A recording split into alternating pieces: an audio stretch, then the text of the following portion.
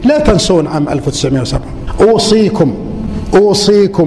أوصيكم وأنتم وأبنائكم لا تنسون 1907. مؤتمر آخر نجني ثماره المرة الآن عام 1907 دعا له رئيس وزراء بريطانيا في ذاك الوقت اسمه كامبل بانرمان، دعا 7 دول أوروبية ليست من بينها ألمانيا، دعا 7 دول وقال لهم بالفعل نحن الآن في مرحلة انحدار.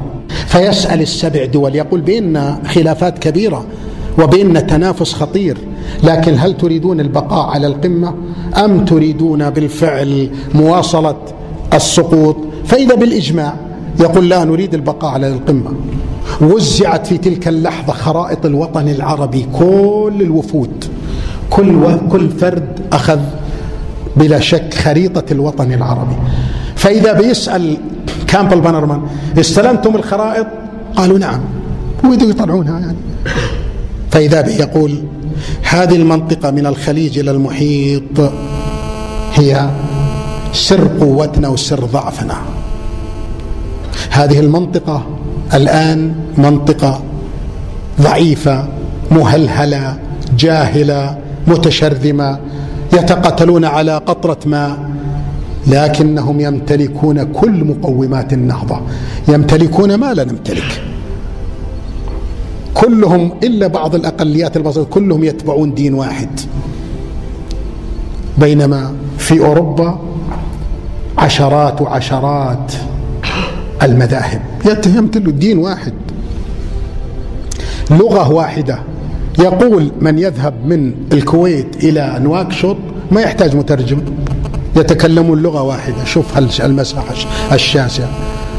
هذه المنطقة تشرف على أوروبا من الشمال وعلى أفريقيا من الجنوب وعلى شبه القارة الهندية وعلى آسيا.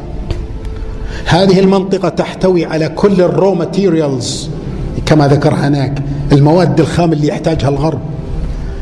هذه المنطقة تستطيع أن تخنق العالم كله من خلال مضيق هرمز، باب المندب، قناة السويس، مضيق جبل طارق. فإذا هذه المنطقة ما لم تظل ضعيفة إن نهضت، لأنهم كما قال لا يحتاجون إلا لقيادة صالحة، بس قيادة صالحة.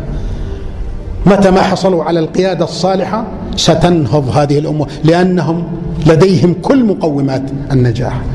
فإذا بالسؤال ماذا نفعل؟ أنا أتمناكم إخواني والله لو احنا ندرس المادة خليناكم تقرؤون كل مقرراتهم، خلونا نفهم شو اللي صار ضدنا. إذا بهم يصلون كما قلت لكم إلى 3 أمور. يقولون يجب زرع جسم غريب يفصل المشرق العربي عن المغرب العربي. ما سموه إسرائيل، الأوراق عندي ما قالوا إسرائيل، بالإنجليزي وبالعربي، لكن ما قالوا جسم غريب. هذا الجسم الغريب له 3 أهداف. الهدف الأول أن يفصل المشرق العربي عن المغرب العربي. الثاني أن يكون ولاء للغرب. الثالث وهو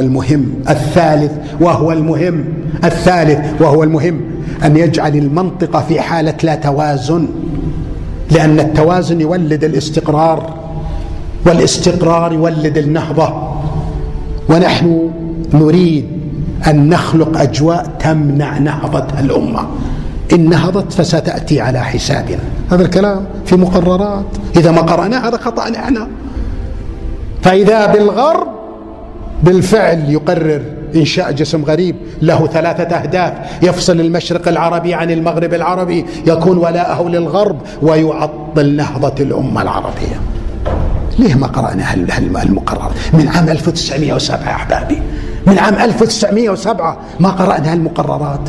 والله لو الأمر بيدي نقررها على طلابنا في كل المراحل. نحن إلى اللحظة هذه ما عرفنا عن هذاك المؤتمر، وأتحدى أن يكون أحد عنده مقررات أتحدى. بينما الذي عرف عنه اليهود، فإذا باليهود بقيادة حايم وايزمان يذهبون إلى بريطانيا أم الخبائث وإلى ألمانيا وإلى كل الدول. وأول ما ذهبوا طبعا للخلافة التركية، لكن منعهم طبعا الخليفة عبد الحميد السلطان. فإذا بهم يقولون قرأنا المقررات، إيش رأيكم إحنا نكون الجسم الغريب؟ نعاهدكم إن ولاءنا لكم للغرب، بس بشرط ما تتركونا، كل ما نطلبه منكم أعطونا إياه. لنا دور واحد، تعطيل نهضة الأمة. يكفيكم؟ قالوا يكفونا، يكفينا ذلك.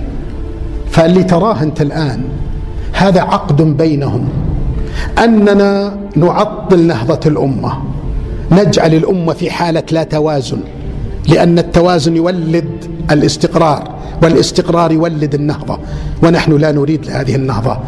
فإسرائيل لا تريد أن تخسر كثير، تعالوا أنتم ما نقوم بدوركم.